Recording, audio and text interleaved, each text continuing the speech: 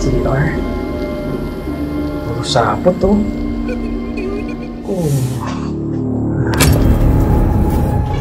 Ay, nakalak. Nakalak, puro sapot. Nakalak. Hindi ka nito. Mga gamit sa loob.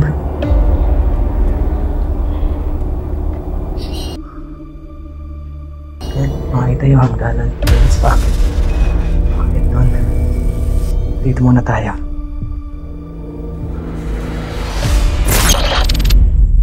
Katabi ba kita? Pumipitik. Tugang lods. Ito. Oh. Paisa-isa lang.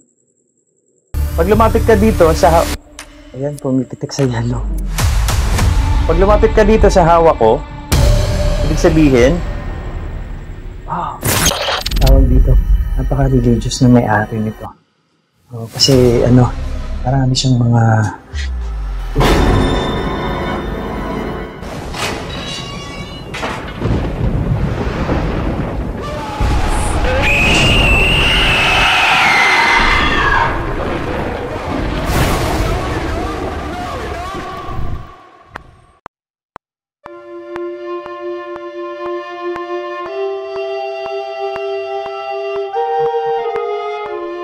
Nakatenga at matagal nang abandonado ang lugar. Napakadilim kung kaya hindi mo agad ito makikita sa gabi kung wala kang dalang ilaw. Mga kwento ng mga pagpaparamdam at mga nawala ng buhay. At dito ay susubukan kong mag-investigate sa isang parte ng abandonadong lugar.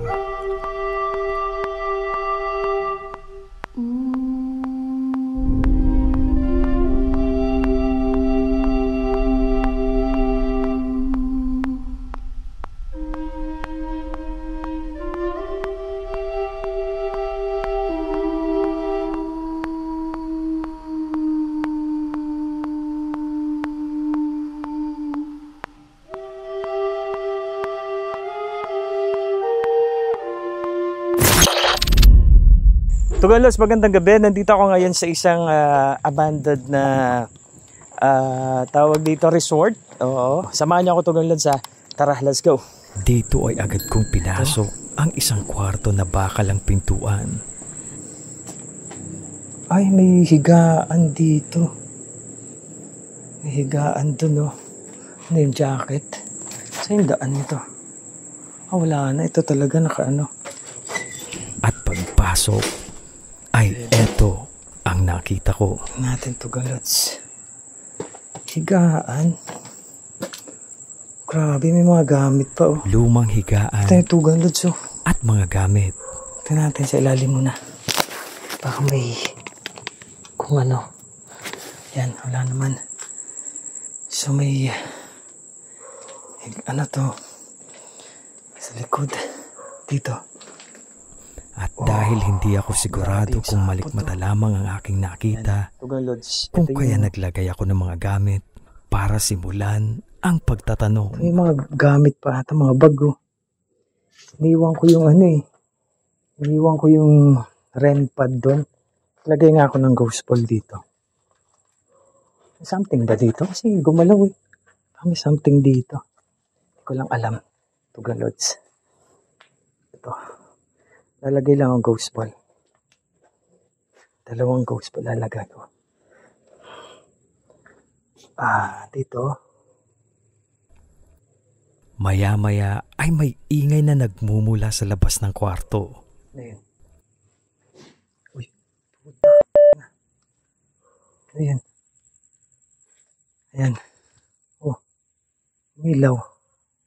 Ghost ball. Kasama ba ako dito? Ayan, Tugang Lods. Ito yung ghost ball. Nilagay natin. Dito. Teka lang ito. Ano na ata to eh. Hinahangin lang ata to. So, sige, dyan lang muna itong ghost ball natin. Ito. Ano ba meron dito? mga container. Hindi ko alam kung, parang sa gasolina, lalagyan ng gasolina to, Gang Lods. Parang lalagyan ng gasolina. Ayan. So, sarado ulit natin. So, ayan. Ito talaga, di ako makamove na. Wait lang. So, ito. Meron ba akong kasama dito sa kwarto? Ako po si Joko. So, lang magtanong kung meron akong kasama dito sa loob ng kwarto. Kung meron, pwede nyo ba pailawin tong ghost ball? And then yung dalawang ghost ball, kahit alin dyan sa dalawa, lalapitan nyo lang yan. Tapos, bukas ang EMF nga.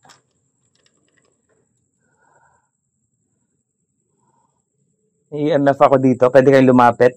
Maya-maya ay pumalo ang EMF meter. Indikasyon na may nasasagap ito. Uy, pumipitik. Pwede kayong lumapit dito. Uy! Sige, pailawin nyo kung nandito kayo sa tabi ko.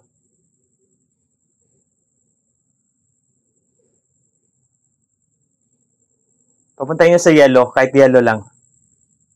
Ibig sabihin, pag napailaw nyo sa yellow, oo, yung sagot. Katabi ba kita?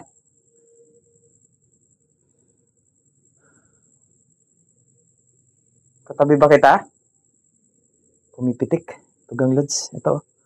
Oh. Paisa-isa lang. Pag lumapit ka dito sa... Ayan, pumipitik sa yellow. Pag lumapit ka dito sa hawak ko, ibig sabihin, pumipitik sa orange. Sa yellow pala. Yellow-orange pa. Ibig sabihin, madidetect ka nito. Magpipitik to pagka lumapit ka dito. Papalo yan sa green, yellow, orange, and red. Pagka nag-orange yan, nandito ka talaga sa tabi ko. So, pumipitik tugang Lods ang ko. Ang daladalang EMF. Ayan. Maya-maya pa, ilalapag ko na lang katabi ng ghost ball. Ay may ingay na nagmumula sa labas ng kwarto ang aking narinig. Uy. Ayun. Uy, ingay ako narinig. Ingay ako narinig. Narinig ako. Ayan. Yung EMF natin na yan, hindi makita kasi. Wait lang, paano ba to? Dito na lang. Papatong ko dito. Ay, hindi makita. At para hindi matakot, ay isinawalang bahala ko na lamang meron ba ito dito? at nagpatuloy sa pagtatanong. Wala eh. Tabi na lang ng ghost ball para sigurado. Ayan. Meron akong EMF, ghost ball. So since wala akong spirit box na dala, pwede kayong sumagot sa pamamagitan nito. Pag pinailaw nyo, pag hinawakan nyo tong bola, iilaw yan. Pwede nyo bang pailawin? Dalawang bola kasi ito eh. Pag hinawakan nyo yan, iilaw yan. Tapos yung EMF, steady yung EMF natin. Hindi umiilaw. Ayun, pumipitik. Pumipitik. Lapitan nyo nga to. Pwede kayong umupo dito ko sa itong higaan na to. Tapos papalo kasi madidetect kayo niyan eh. Pag naandyan kayo. Kung nandito kayo kasama namin o kasama ko. Tugang Lods. Wala pang nangyayari sa dala nating EMF, ghost ball. Tapos another ghost ball. Ayun yung isang ghost ball na nasa dulo. So ito. Kanina pumapalo-palo pa isa-isa. Sige nga, pailawin nyo po. Ilang sandali lang ang nakalipas, ay eto ang nangyari. Uy, ayan, pumalo tugang Lods. Pumalo tugang Lods. Ayan. So, andito ka ba sa tabi ko? Pailawin mo nga hanggang yellow lang. Yung EMF natin. Uy, dito shit. Grabe. Okay lang ba na nandito ako? Pag pinailaw nyo sa yellow, okay lang. Pag red or hindi ako okay. Hindi ako, aalis na ako. Pero kung yellow lang, ibig sabihin okay. Pwede mo ba pailawin hanggang yellow? O ikaw, kung anong sagot mo sa tanong ko? Okay lang ba na nandito ako sa loob? Pag yellow, oo. Pag orange, hindi.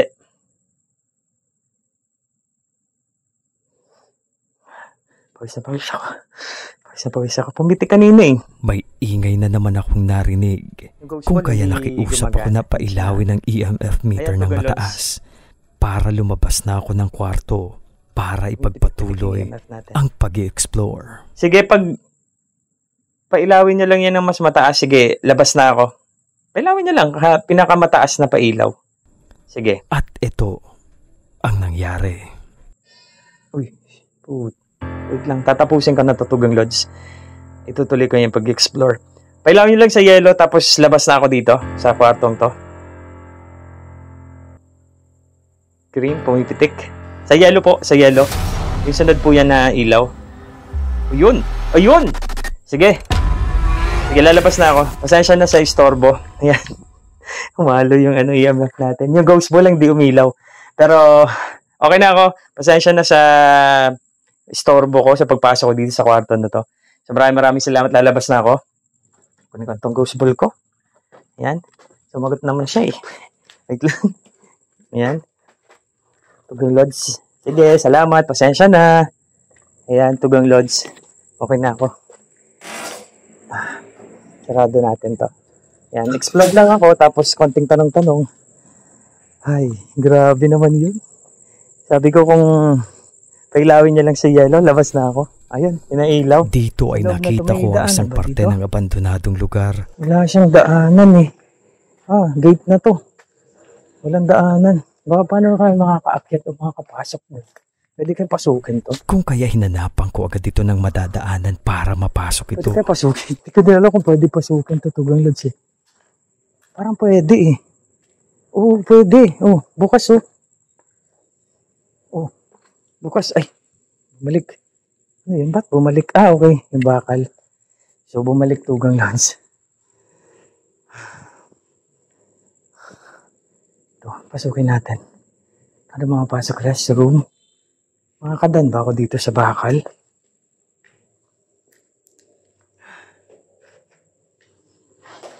CR? Puro sapot oh. Ito. At pagdating sa may pintuan, ay pinihit ko agad ang doorknob. Okay. So ito.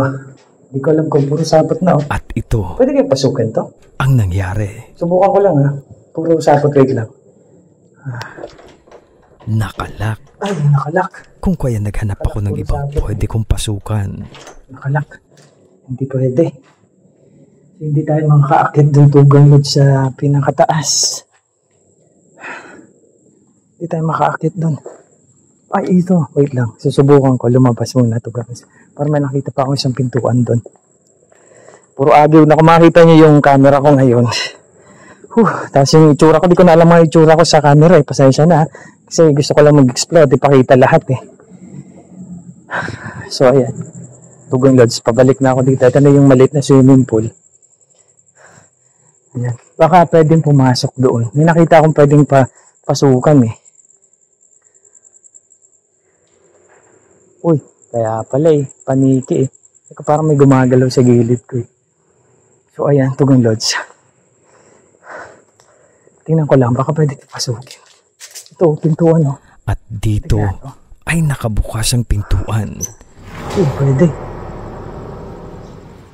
Pwede. Pagbukas ko ng pangalawang pintuan, Pasukin, bukas. ay eto ang tumambad sa akin. Isang kwarto na may kusina at hagdanan pataas. Sa loob.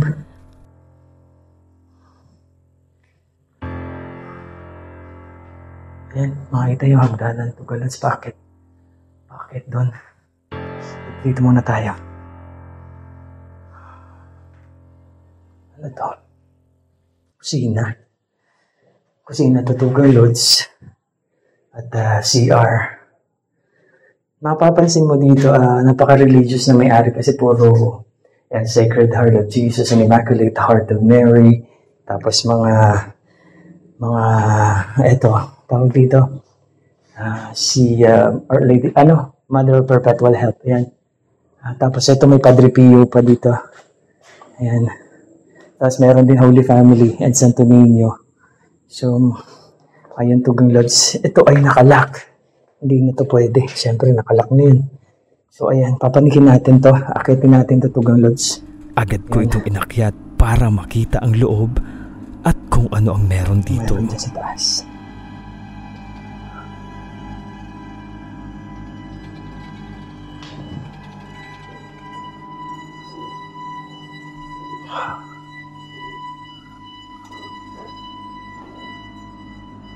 Mga nagkalat na gamit sa loob ng kwarto.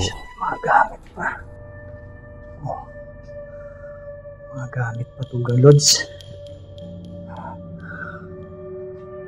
Makakita yung mga gamit pa, Tugang Lods dito. Ito may tawag dito pang video kita, di ba? Kasi ito, Tugang Lods, merong Nazareno. Nuestro Padre Jesus Nazareno. So, tawag dito, napaka-religious na may-ari nito. So, kasi marami siyang mga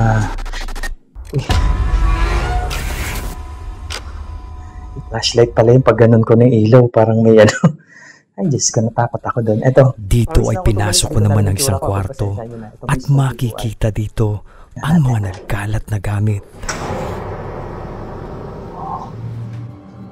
Ayan. Bukas naman. Ayan, Tugang Lods. Ito may Nazareno. Bawat kwarto meron, may krus. Ito. So naglaglag na si Jesus Christ. Ayan. Tugang Lods. Ito yung, hindi ko alam kung sa TV to kasi di ba yung minamakulit. So ayan, ito yung taas, Tugang Lods.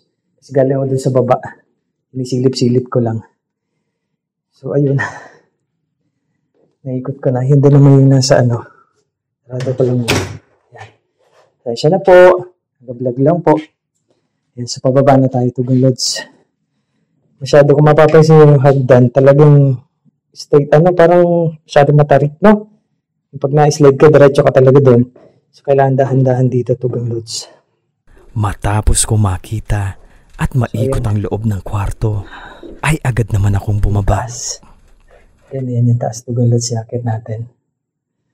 Pababa na tayo.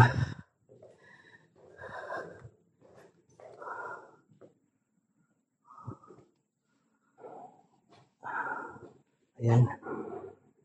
Ito nakasarado to. So, hindi ko alam kung ano nasa loob. Pero ayan. At least, napasok natin, Tugang Lods. Balik natin sa pagkakasara. Ayan. So, sinarado kong muli ang mga pintuan para lumabas na ng lugar at tapusin na ang aking vlog. Salamat at tinapos mo itong vlog ko. At syempre maraming salamat sa malaking suporta mo. Sa oras sa pagbigay mo sa akin ito. Salamat, Tugang Lods. Up here!